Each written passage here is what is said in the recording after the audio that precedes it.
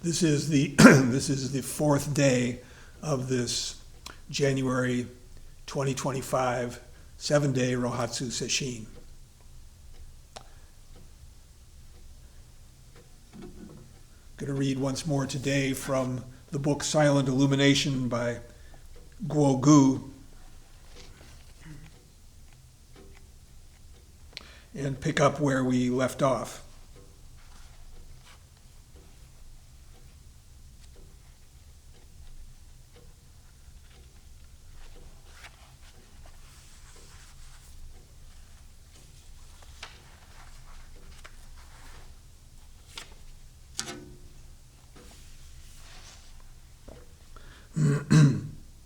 This is a section entitled Non-Abiding. This is the third of the three principles put forth by the sixth patriarch, Hui Neng, in the Platform Sutra, or Platform Scripture as he calls it here. Yesterday we went through no thought and no form, and finally we come to non-abiding.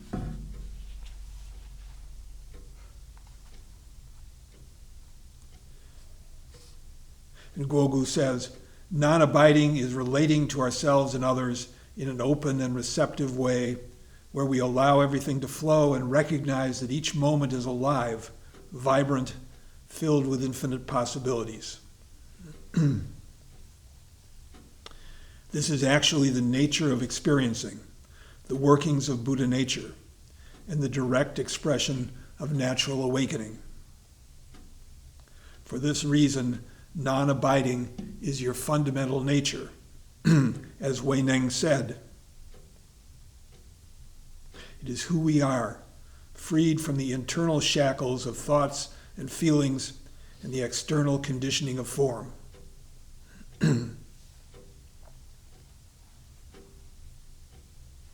We see some of this quality in young children.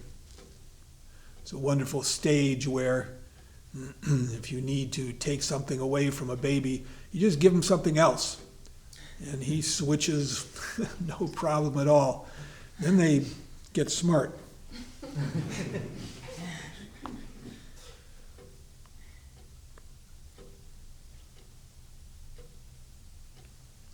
We had all sorts of problems when our kids were growing up. There were two cups, a red cup and a blue cup. The blue cup was the one. I want the blue cup. Nothing else would do.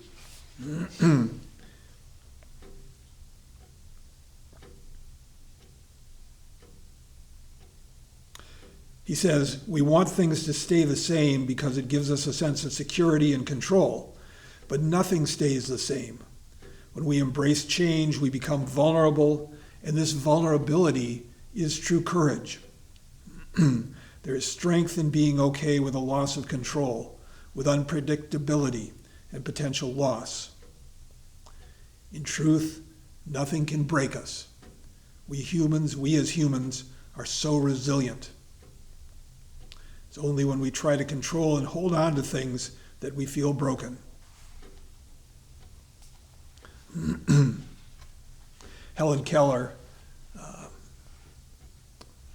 woman who went blind and deaf at a very early age, like 2 or 3, I'm not sure how old.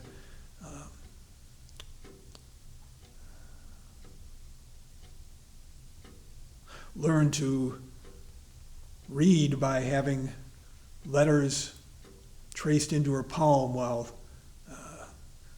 being given a glass of water and then the characters for water traced in her hands. Somehow she was able to latch on and understand the connection. And she's just a really, really interesting person. Lived until the 1950s. Anyway, she said, security is mostly a superstition. Does not exist in nature, nor do the children of men as a whole experience it.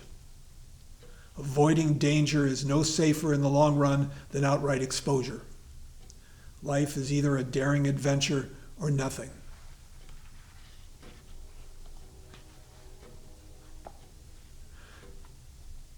good to look at the ways that we circumscribe our lives by staying safe. Making sure we always get enough sleep, enough food. Don't go somewhere where we might be upset.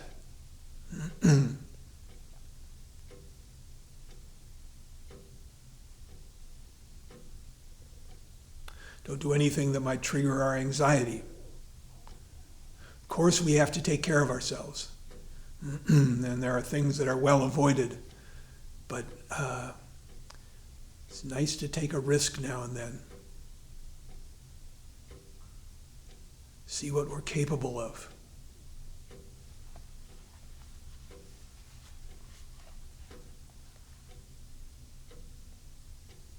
So again, he says it's only when we try to control and hold on to things that we feel broken. The reverse is also true. When we experience loss, we desperately try to control. This is because deep inside we feel broken, so we try to fix ourselves. We resist how things really are. But if we embrace our vulnerability, tap into who we really are, and align with non-abiding, whatever difficulties we face will eventually be integrated within us and will be resolved.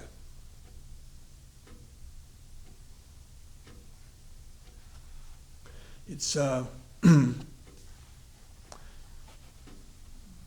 remarkable how giving up control can free us. The first step in the program, the 12-step program of AA and other groups is we admitted we were powerless over alcohol and that our lives had become unmanageable.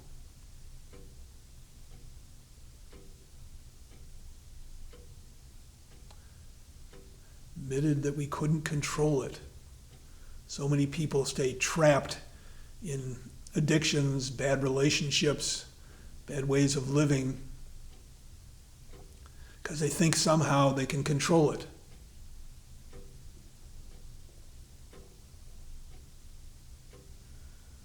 Then control pervades our entire life. We know so many people who are stiff and rigid, can't really relax, lose the ability to enjoy things. You lose what children have. Children living in a samadhi of innocent delight.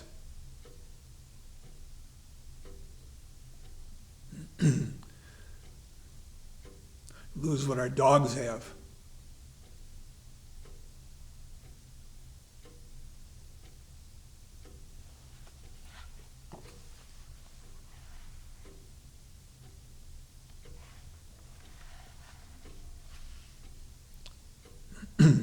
How do we cultivate non-abiding?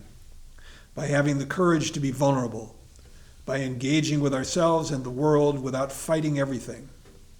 There's always going to be opposition when we fixate on ideas about me, I, and mine. But we can respond to the world without injecting a sense of self into our decisions, views, and endeavors. This means our own ideas about gain and loss, benefit and harm, do not block our decisions and experiences. Instead, we consider what is needed depending on the circumstances. The difficulties we face in life are indicators of where we are stuck. We must allow ourselves to be open to our underlying feelings and allow them to come through without judging ourselves. Then we can be content and relax our grasping tendencies. We're then able to face causes and conditions and work with them. In non-opposition and openness, everything eventually works out within us.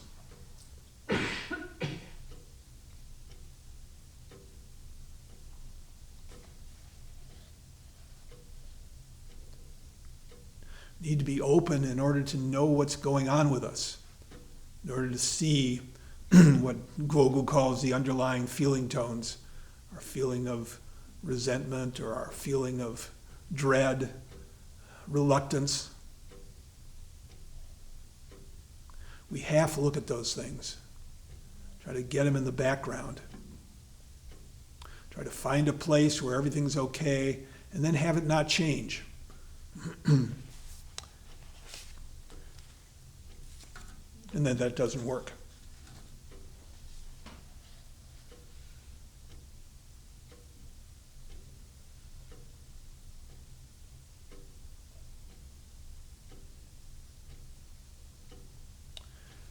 Not abiding really is not grasping.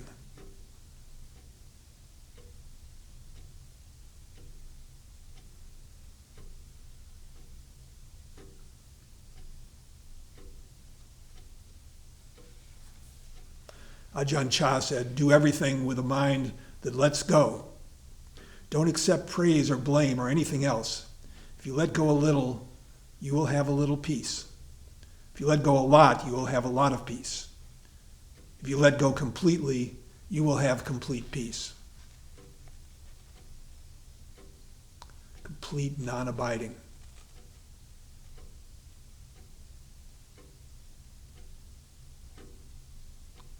It's returning to our life, to this moment.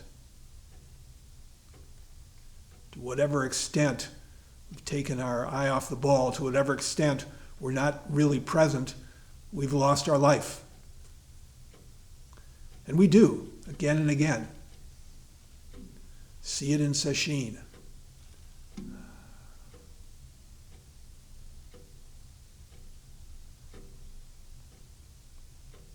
When we notice, can let go, come back to right now. Right now, where it's like this.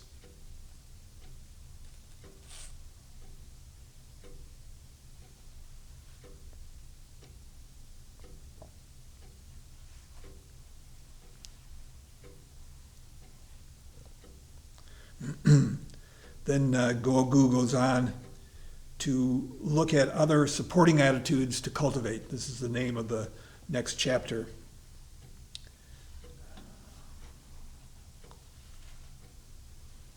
So besides contentment, which is the main attitude he's talking about, no form, no thought, non-abiding. There's the attitude of interest. He says, interest has the quality of engagement, but it is not controlling. It's fascination without interference. A good analogy for non-interference is that of a mother sitting in a room with her toddler, letting the toddler play while she knits. In this way, she's present with the child, but doesn't have to fixate her gaze on them or control their every move. Similarly, in our meditation, we're engaged with a method, but we're not tensely focused on it. Our attitude is contentment, yet with interest. If we're tense or controlling, then even if we have the best method in the world, we're not going to be able to use it because our minds will be agitated. It's this fine balance between diligence and tension. He says, think of the analogy of a relaxed cat watching a mouse hole. The cat is not terribly intense when watching the mouse hole, but it is focused. It's relaxed, but ready at any moment to pounce on a mouse if it comes out of the hole. It's not tense, but ready and awake. Its mere presence sitting awake in front of the mouse hole is enough to scare the mice. They dare not come out because they know that the cat is there. If you adopt this kind of wakeful interest, your wandering thoughts will be subdued because the mind is at once relaxed, yet focused and watchful. It's a phenomenon to see a cat leap into action out of what seems to be just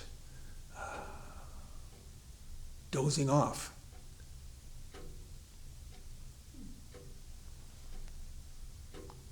When I was a kid, we had a Christmas at home, opened up our presents, and we used to take all the wrappers and put them in the fireplace and light them up. And some of the colored wrappers would give off interesting sparks and glows. So my dad got it set up and lit a match, and chimney hadn't been used since the previous winter. And out of the flames came a bird flying out of the chimney. And the bird was met about 4 feet from the chimney in midair by the cat that had been sleeping on the floor. Just boom. It was amazing. Just immediately present. We did save the bird.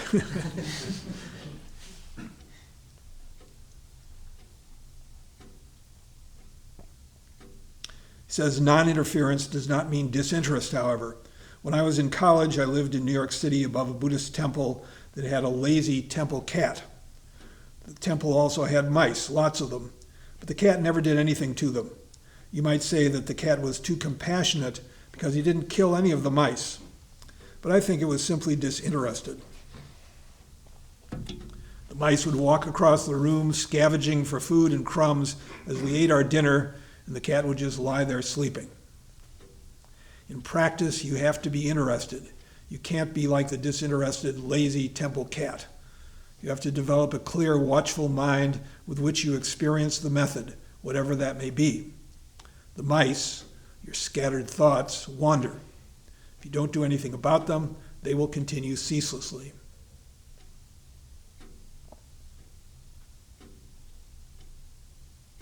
If you're meditating on the sensations of the breath while cultivating an attitude of interest, that every breath is fascinating and includes new sensations, this interest keeps you on the method.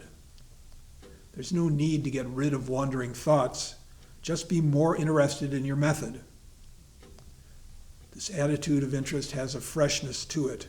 If your mind is interested, vibrant, and wakeful, you won't take your method for granted, believing that you already know how to do it. Every moment is fresh, and you can engage with it fully. This is the right attitude of interest. We notice the difference when interest arises. So much easier to hold on to the practice. And if we wonder why that goes, it's simply loss of interest. We revert back into the been there, done that mode. How many breaths have we taken? So many. Think we know everything about it. Never taken this one.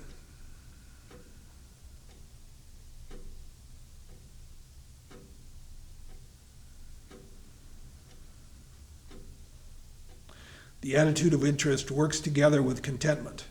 Thus, I am not saying we just accept what is. Rather, let whatever arises in meditation be what it is, but don't get involved in judging or discriminating thoughts. Interest should not take you off the trail of the method so that you become interested in everything that arises during meditation. That is just being scattered. Developing interest refers to being one with whatever you may be doing, whether it's the method of your practice or being present for a person. It's amazing how people come to life when you really pay attention to them. I used to have a habit of looking away from people, still have it to some extent, just not wanting to embarrass them or afraid of seeing something that they didn't want to show me and it becoming awkward. As I began to accept people and accept myself, I found it so much easier to tune in. And then people are just fascinating. Everybody is a Buddha.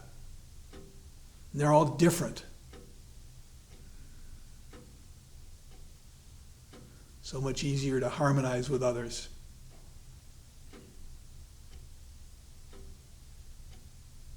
Of course, there's always a few rotten apples in there, but what are you going to do?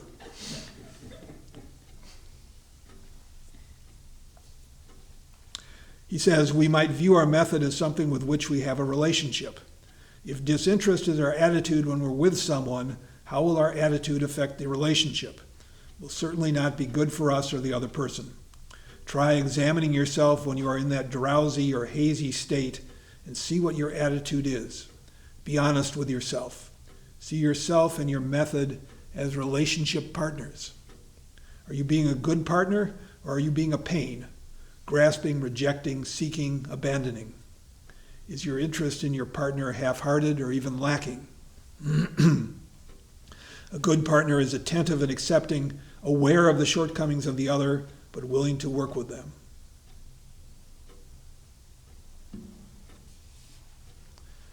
We could add not focused on getting, but trying to get something out of it.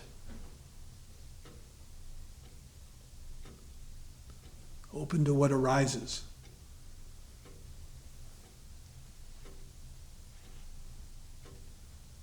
He says if we bring an attitude of disinterest to our meditation practice, then we're going to get nowhere.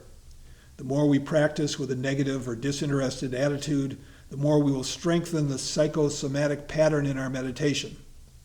For example, every time we sit, 15 or 20 minutes into the sitting, we become drowsy.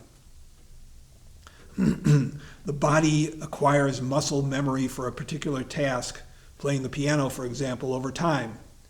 The pianist just looks at the music score and their hands know where to place themselves on the keyboard. Similarly, whatever kind of neurobiological habit patterns we've established over successive sittings will repeat themselves automatically every time we practice. If we can create negative patterns, we will find it very difficult to undo them. Or we could rephrase that and say, when we create negative patterns, we find it hard to undo them. Life really is habit formation. Such a huge part of our lives. What we do affects who we are. What we pay attention to determines who we are.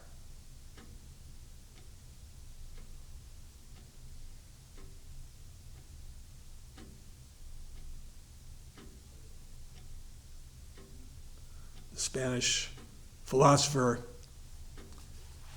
Ortega y Gasset said, "Tell me to what you pay attention, and I will tell you who you are."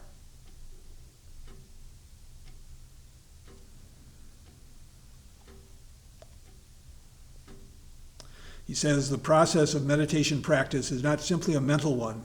In the body, our patterns of brain activity and our neurological and hormonal levels change according to levels of concentration. In general, the mind needs engagement with an object or some kind of sensory stimulation in order to sustain attention. So practicing meditation is a balancing act. We don't want to attach ourselves to an object, but we do want to stay awake. That is where our attitude of interest is of great importance.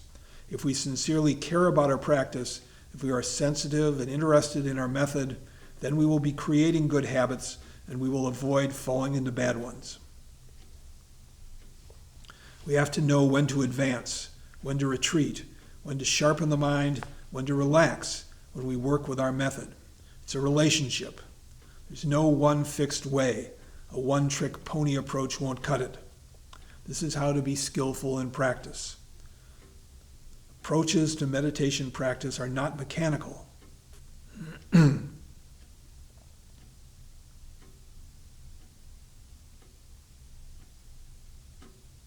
We have to approach our practice with finesse, adapting to the changing conditions. We may be applying our method diligently and may have developed clarity, but if there is the slightest shift in our undercurrent feeling toward disinterest, then slowly we will lose concentration. There is a taint of annoyance or resistance towards wandering thoughts as an underlying feeling tone, then we will have more wandering thoughts. Gradually our mind becomes agitated without us even knowing it.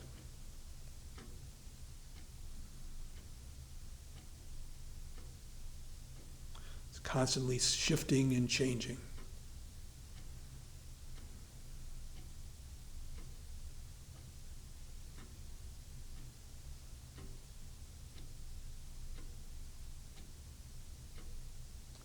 There isn't a technique So many people are looking for a technique. How should I do it?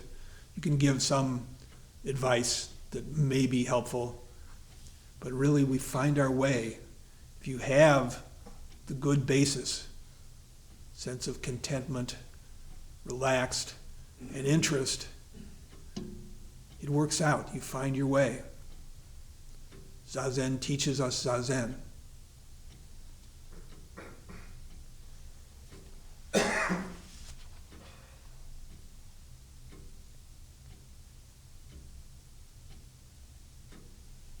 He says, if we take care of our meditation practice and develop great interest in it, we will take care of our lives the same way. If we recognize the attitudes that we bring to practice, and by extension our lives, then we will have an opportunity to transform them. Our relationships improve. Life becomes easier. In the process, we serve others more skillfully.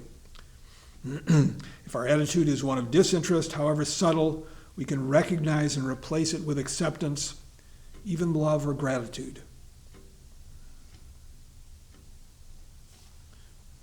When we notice, see we've tuned out. So, continuum of oneness and then separation. But when we're practicing, when we notice that separation, we can come back. We find the way back. We wear the way back. No need to panic. Every moment is new.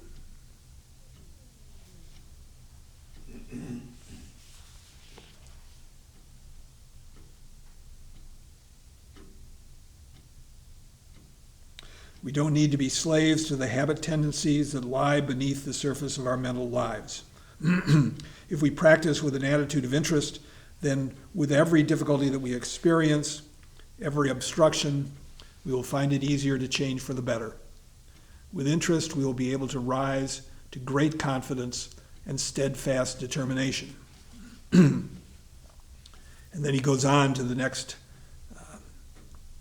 aspect, the next attitude to cultivate, and that's confidence. It says confidence is an important prerequisite for Chan practice. The word confidence in Buddhism also includes other shades of meaning, such as belief, faith, conviction, and trust. All of these qualities are based on experience. They're not based on blind belief. If they're not grounded in personal experience, they will not hold up against the challenges of life and practice. Only experience fosters genuine confidence.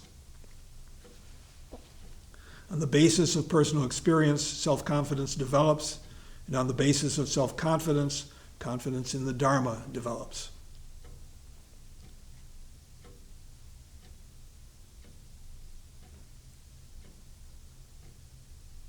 Unlike worldly accomplishments, genuine transformative practice and experience rarely come from reason or knowledge. For example, if a meditator is able to ease or even forget about leg pain because they received proper instructions for meditating on pain, they will naturally develop confidence in themselves and in their meditation practice. If a person just reads about meditating on pain, this experience is not going to actually alleviate that pain.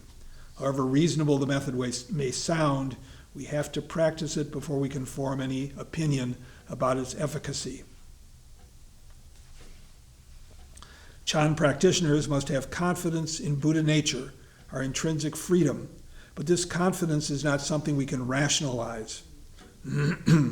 I've met Zen practitioners who in meditation bring forth this faith in just sitting, shikantaza, just sitting, as an expression of awakening or Buddha nature. It is an expression of Buddha nature, but when I inquire further about it, I find that what they're doing is thinking about faith and conviction in Buddha nature while they sit. They're engaging in a monologue to remind themselves about their faith and conviction. This is not having confidence in Buddha nature. Confidence is not thinking. It's a conviction that arises from experience. To develop confidence, We need to cultivate correct attitudes and use the methods of practice. When we practice with contentment and interest and move away from self-reference, conviction in our freedom naturally grows. The less self-centered we are, the more our conviction grows.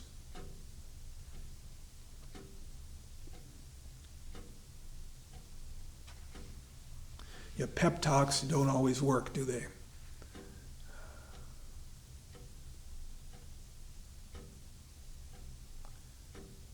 But experience does. We need to find our way through difficulties. Then we gain confidence. It's one of the great values of Sesshin. We're tested so thoroughly. It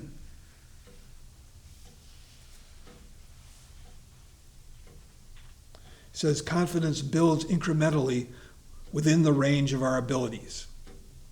If you just started learning about meditation, you can't say, I'm going to sit in meditation unmoving until I reach full awakening like the Buddha. If you try to do this, you're going to be disappointed. Please don't set yourself up for defeat. While the motivation is worthy of praise, you have to be realistic. If, on the other hand, you say, I vow not to stray off the method for 5 or 10 minutes of sitting, then maybe that is more reasonable. Or just for one breath, I'm going to breathe in and breathe out and know that I'm breathing in and out.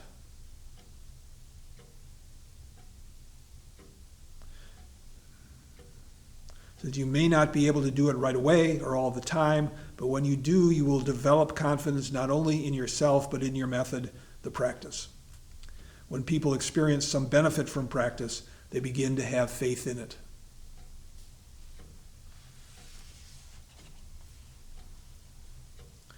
Confidence is an attitude built on experience. It must be cultivated so we can take action to cultivate it and let our personal experience deepen it. Confidence is a virtue we all have, but we have to engage in practice to develop it. For beginners in meditation, it's helpful to set a time every day for 10 to 15 minutes of sitting. Don't try to sit too long at first, but gradually, over a period of a few months, increase the time to half an hour. As you experience the benefits of your practice, you will be likely to want to meditate.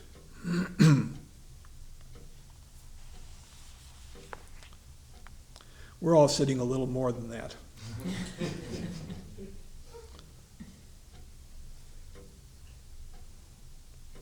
In order to cultivate self-confidence, we need to first learn to follow through on our intentions with small tasks. Don't set grand projects that are impossible to accomplish. If we do things incrementally and accomplish them, we can move ourselves from I can't, to I can. I have a student who hoards a lot of stuff. She knows she should clean up her home, but it's overwhelming. Everything means so much to her. I told her, start with one area at a time. The stairs to the second floor, for example. Her stairs are usually covered with stuff, and that makes it hard for her to get to her bedroom. I told her that after that, she should move on to one of the rooms. Then section by section, her house could get cleaned. And she did this. When she finished cleaning her stairs, she started with another area and then moved on to another. In the process, she got rid of a lot of things she finally realized she did not need. While her house is not completely cleaned up, she is now happy tidying it up. Many other things in our lives are like that. We can work our way out of difficulties if we do it incrementally. The most important ingredient of transformation is to concretely establish self-confidence. See what we can do and do it. Be realistic. Gradually do more. This is of course, January. So many people in our culture, I think around the world even, make resolutions. And of course, they've done surveys. Most people have dropped their resolution within a week or two after the first of the year. So by about now. And often it's because it's not realistic. It's not something they were actually ever going to do. but we can find areas where we can do more. To increase our daily sitting, maybe not by the huge amount that we want, but every little bit makes a difference.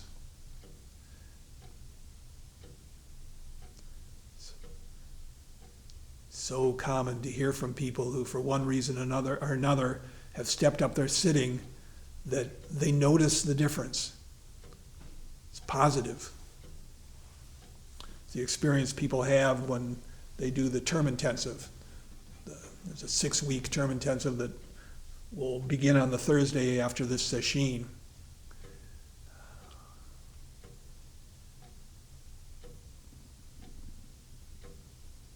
A lot of the art of a successful term intensive is to be realistic about what you do.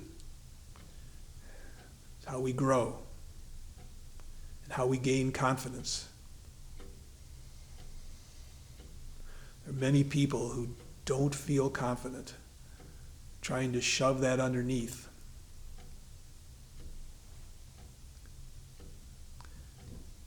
It really begins with accepting where we are. Being realistic.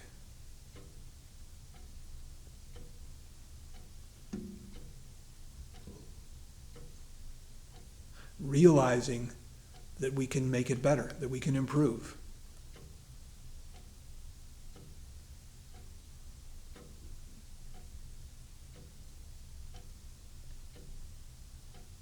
Being okay with where we are, that's contentment. Then with interest,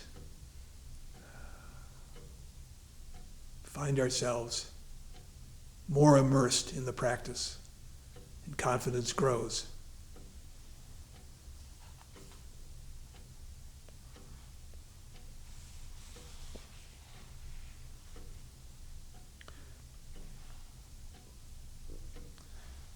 Gogu says, Chan teachings are practical. They don't focus on lofty, abstract theories. Look at what's under your feet is a famous Chan saying. Someone once asked Chan Master Yun Men, what's Buddhahood? He replied, who's asking? Another person asked him how to be free, and Yun Men said, who is binding you? Right here, right now, we are the ones who can answer this question. Just take care of this moment, one step at a time. If you start thinking of the future, when will I ever become awakened, then you will miss what is right under your feet. If you're always looking ahead, worrying about how to climb to the top of the mountain, then you'll never get there. You'll give up even attempting to climb, thinking it's too arduous or long, and you'll end up feeling discouraged. Focus instead on the present, on what's under your feet as you take each step, and before you know it, you'll find yourself on top of the mountain.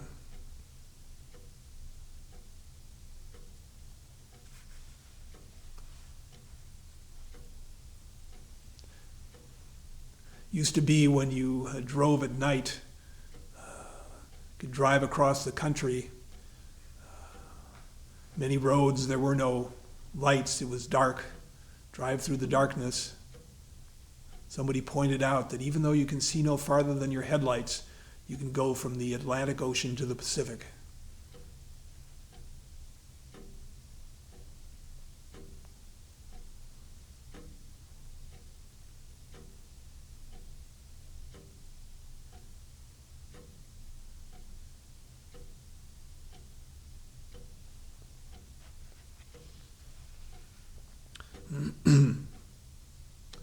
Ruminating about the past and projecting onto the future obstructs our present.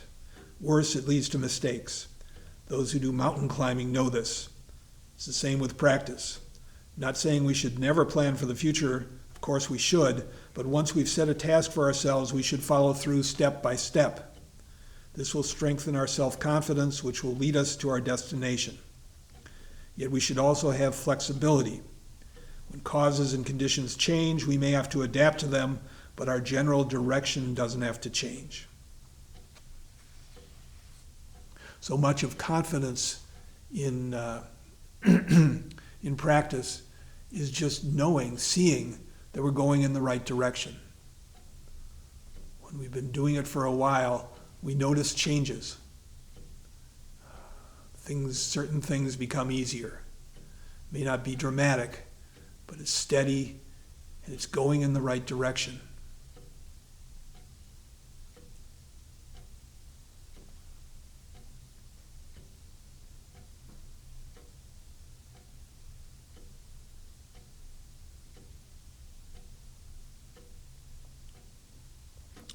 He says, confidence is also connected to wisdom. The Maha Prajna Paramita Shastra states, faith allows us to enter the ocean of Buddha Dharma, but it is wisdom that delivers. The significance of this passage points to the interconnection between faith and wisdom. To have confidence or faith in something is to have an attitude of openness. Precisely this openness that allows us to transcend our self-referential attachments. Our personal experience mediates between our faith and wisdom. When we encounter a teaching, we don't just believe in it, we have to personally experience it. In this way, faith becomes wisdom. That is why faith enters and wisdom delivers.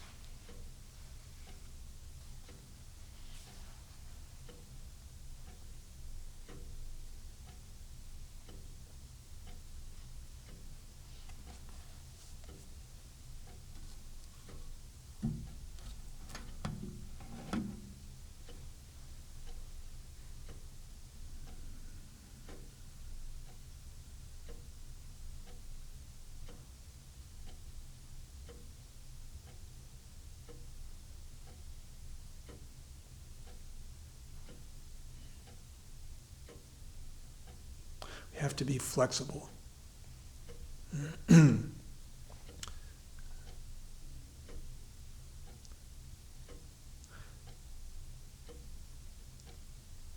have to accommodate to conditions. We have to know what conditions are. That means we have to be awake in the present, have to be here.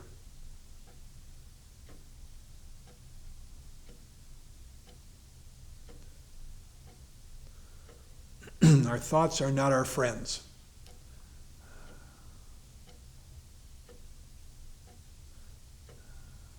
When we stop leaving, when we stop stepping out of the moment, everything changes.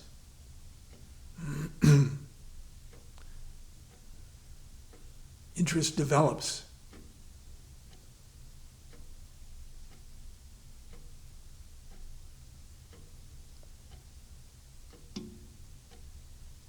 We have space, we have time.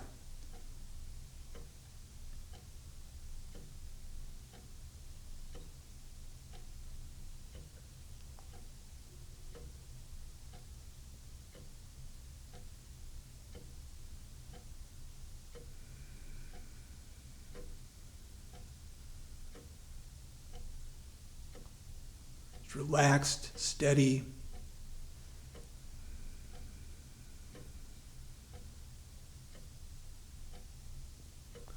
Accepting.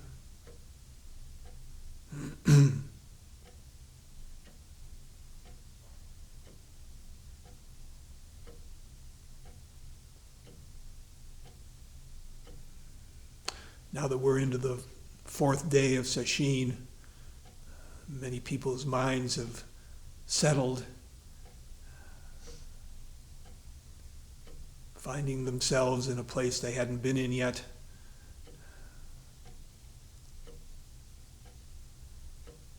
Conditions are promising.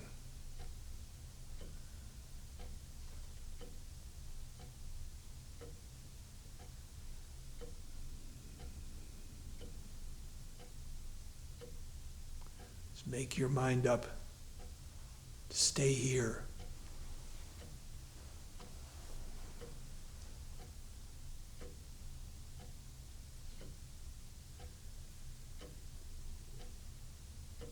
Everything we need. Time is up. Stop here and recite the 4 vows.